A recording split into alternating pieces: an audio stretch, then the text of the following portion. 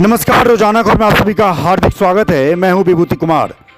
मिलिए अपने पार्षद अभियान के तहत रोजाना खबर आज आ पहुंचा है मेरठ की तंग गलियों में, कोटला में। जी हां, हिंदू मुस्लिम एकता का प्रतीक माने जाने वाले कोटला थोक मंडियों के लिए जाना जाता है। यहाँ प्लास्टिक का सामान भी थोक में मिलता है, राशन का सामान भी थोक में मिलता है और घी का भी सामान थोक में मिलता है। यानी कि तमाम चीज़ों को लेकर कोटला मंडी तमाम मेरठ जिले वासियों के लिए एक पसंदीदा जगह है। हिंदू मुस्लिम एकता के बड़े सूत्रधार यहाँ के पार्षद मोहम्मद कासिम ने यहाँ 5 सालों तक विकास कार्य किया। सबसे बड़ी बात क्या है कि कोटला के अंदर तंग गलियों के बावजूद भी यहाँ गंदगी नहीं है। सबसे बड़ी बात क्या है, साफ सफाई पर विशेष ध्यान दिया गया।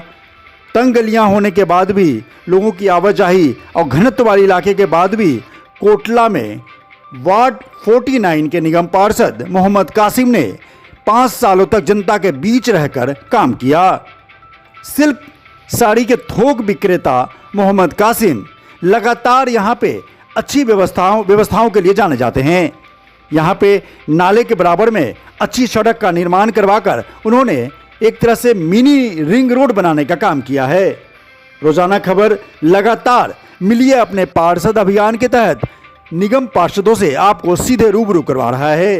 तो आज हम आपको रूबरू करवाते हैं तमाम विकास योजनाओं को लेकर वार्ड 49 के निगम पार्षद मोहम्मद कासिम से, जो लगातार विकास कार्यों के बारे में बात करेंगे और आपको बताएंगे कि कितने करोड़ का काम हुआ, किन किन इलाकों में काम हुआ, रोड में कितना निर्माण कार्य लगा और तमाम चीज़ों को लेकर सिल्क साड़ी के कारोबारी मोहम्मद कासिम वार्ड 49 के निगम पार्षद मोहम्मद कासिम से सीधे रूबरू होते हैं। नमस्कार, रोजाना खबर में आप सभी का हार्दिक स्वागत है। मेरठ की धड़कन रोजाना खबर मिलिए अपने पार्षद अभियान के तहत लगातार पार्षदों का इंटरव्यू ले रहा है और जानने की कोशिश कर रहा है कि आखिर 5 साल में पार्षदों ने अपने इलाके में, क्षेत्र में किया क्या है। हम इसमें काउंटर इनकाउंटर नहीं करते, ना कोई नकारात्मक सवाल पूछते हैं, सीधे पार्षद से पूछते हैं कि उन्होंने क्या विकास कार्य किए हैं, क्या चुनौतियां रही हैं, ताकि आपको जानकारी मिल सके। अगर आपको कोई सवाल जवाब करना है तो मेरे कमेंट बॉक्स में आके आप पार्षद से सवाल जवाब कर सकते हैं। अभी हम बैठे हुए हैं वार्ड 49 में, जहाँ पे मोहम्मद कासिम जी हैं, यहाँ के पार्षद हैं, सीनियर पार्षद हैं, लगातार क्षेत्र की जनता के साथ जुड़े रहे, तमाम डेवलपमेंट को लेकर हम इन्हीं से सीधे रूबरू होते हैं कि 5 साल में पार्षद ने क्या किया। तो आइए मिलते हैं, मिलिए अपने पार्षद से मोहम्मद कासिम से। नमस्कार जी, कैसे हैं आप? ठीक हूँ, आप बताएं। बहुत बढ़िया। सर ये बताइए सबसे पहले वार्ड नंबर 49 का नाम क्या है और कौन कौन से इलाके इस वार्ड में आते हैं? ये पूर्वा महावीर के वार्ड के नाम से जाना जाता है और इसमें पूर्वा महावीर, पत्ता मोहल्ला, मकसूद अली का चौक, कोटला और जी शिव चौक, ये इसी में आते हैं। लगातार मेरठ समाचार, जब से मैं मेरठ में पत्रकारिता कर रहा हूँ, लगातार ये हमारे साथ जुड़े हुए हैं और नगर निगम में आवाज़ को मुखर करते रहे हैं। सबसे पहले ये बताइए कि 5 सालों में चुनौतियाँ क्या रहीं, उसके बाद हम डेवलपमेंट पे आएंगे। सबसे पहली चुनौती मेरे सामने जिस वक्त मैं इलेक्शन जीता था तो पूर्वा महावीर की थी और पूर्वा महावीर में 1-1.5 फीट पानी रहता था नालों का, जिसमें मल बहता था।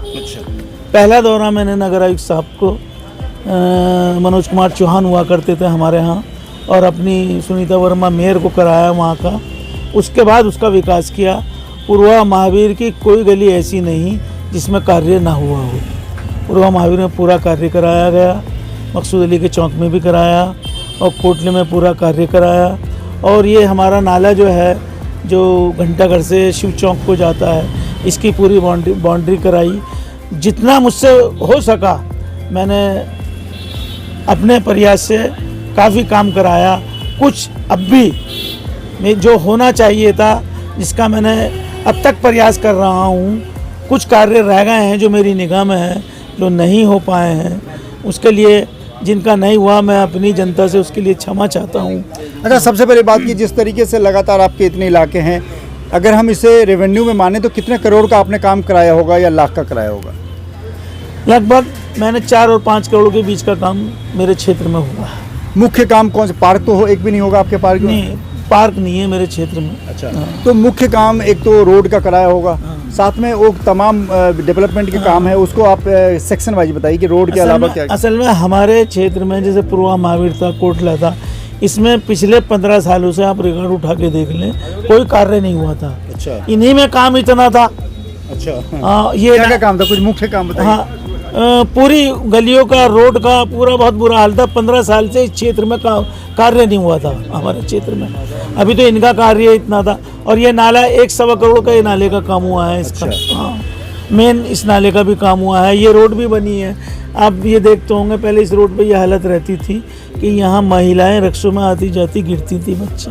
ये रोड भी बना है, जिससे यहाँ आमोदरफ भी ज़्यादा हो गई। एक तरह से इसे आप मिनी बाईपास कह सकते हैं इस रोड को। क्या लगता है आपको कि जिस तरीके से आप बसपा से चुनाव जीते थे, तो क्या लगता है इस बार जो बसपा की जो महापौर रही, वो तमाम राजनीतिक प्रतिद्वंदिता के बीच में बहुत कम दिखी, और या यूं कहें कुछ आरोप उनके भी लगते हैं कि काम नहीं करने दिया गया, तो क्या आप मानते हैं कि सरकार भाजपा की और मेयर बसपा का इस कारण से वो सपा में चली, इस कारण से कुछ डेवलपमेंट के काम फंसे?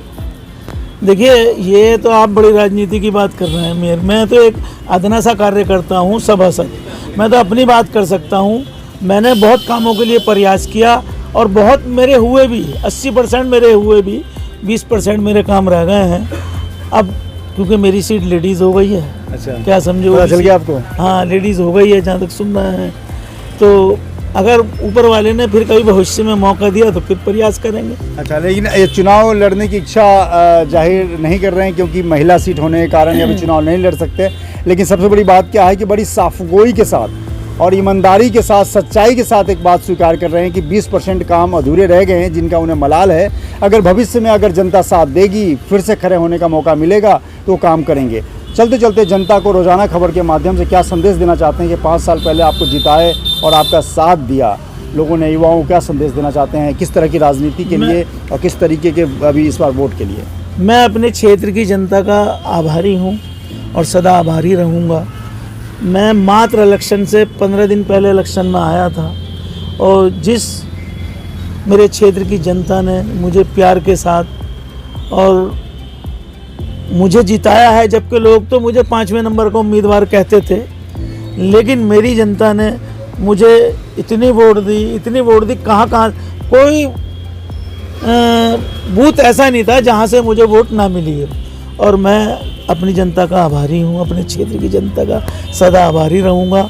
भविष्य में कभी मौका मिला फिर इनके लिए आधी रात को तैयार रहूँगा। बिल्कुल, जिस तरीके से मोहम्मद कासिम जी लगातार आपको साफगोई के साथ रोज़ाना खबर के माध्यम से मिलिए अपने पार्षद के तहत, अभी हम कम से कम 20-25 निगम पार्षदों का इंटरव्यू ले चुके हैं, लेकिन सबसे पहले पार्षद ये हैं जिन्होंने साफगोई के साथ कहा कि मैं अपनी धर्मपत्नी को चुनाव में नहीं उतारूंगा। तमाम पार्षद कहते हैं कोई बात नहीं, पुरुष हो गया, महिला हो गई तो महिला को उतार देंगे। अगर जिनकी पत्नी पार्षद है, पुरुष हो गया तो उसके पति उतर जाएंगे। लेकिन पहली बार इनको मैंने देखा है सुनते हुए कि अपनी पत्नी का भी नाम नहीं ले रहे हैं, ना किसी महिला का नाम ले रहे हैं, जिस कारण से क्षेत्र में इनको प्यार मिला, जिस कारण डेवलपमेंट कर पाए। वाकई इनकी सरल व्यक्तित्व को मैं लगातार 5 सालों से देखता आया हूँ। बेबाक हैं, सरल हैं, स्पष्टवादी हैं। लिहाजा मोहम्मद कासिम जी को बहुत बहुत बधाई। रोज़ाना खबर के माध्यम से आप सच्ची और अच्छी राजनीति करते रहें, और इसी तरह चैनल को सब्सक्राइब करें, रोज़ाना खबर .tv को।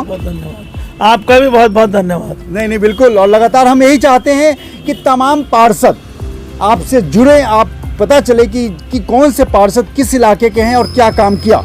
सबसे बड़ी बात क्या है कि चैनल पे आने का मतलब ये है कि आप और पार्षद के बीच में जो दूरियां होती हैं वो मिट जाती हैं। चैनल को सब्सक्राइब करें। आपके चैनल के माध्यम से एक बात मैं और पहुंचाना चाहता हूं अपने शहर वासियों को।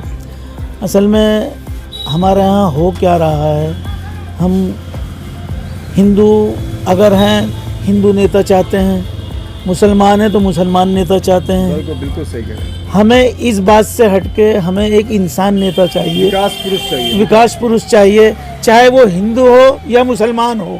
मैं अपने सभी शहर देशवासियों को ये कहना चाहता हूँ, इंसान चुने, ना कि हिंदू चुने, ना कि मुसलमान चुने।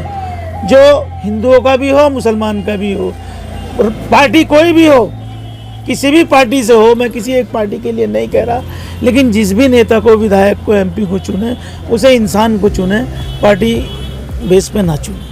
बिल्कुल सही कह रहे हैं। ऐसी इंसानियत, मानवता की बड़ी मिसाल पेश कर रहे हैं। वाकई अब ये वक्त आ गया है कि अगर कोई रोड खराब है उसमें हिंदू भी चलता है, मुस्लिम भी, लेकिन अगर डेवलपमेंट, अगर आप विदेश जाते हैं तो मुसलमान भी अपने आप को भारतीय कहता है और हिंदू भी अपने आप को भारतीय कहता है। उस समय कोई नहीं कहता कि मैं मुसलमान हूँ भारत का, मैं हिंदू हूँ भारत का। वाकई मोहम्मद काशी जी को मैं रोजाना खबर से धन्यवाद देता हूँ कि उन्होंने इस तरह की बात की।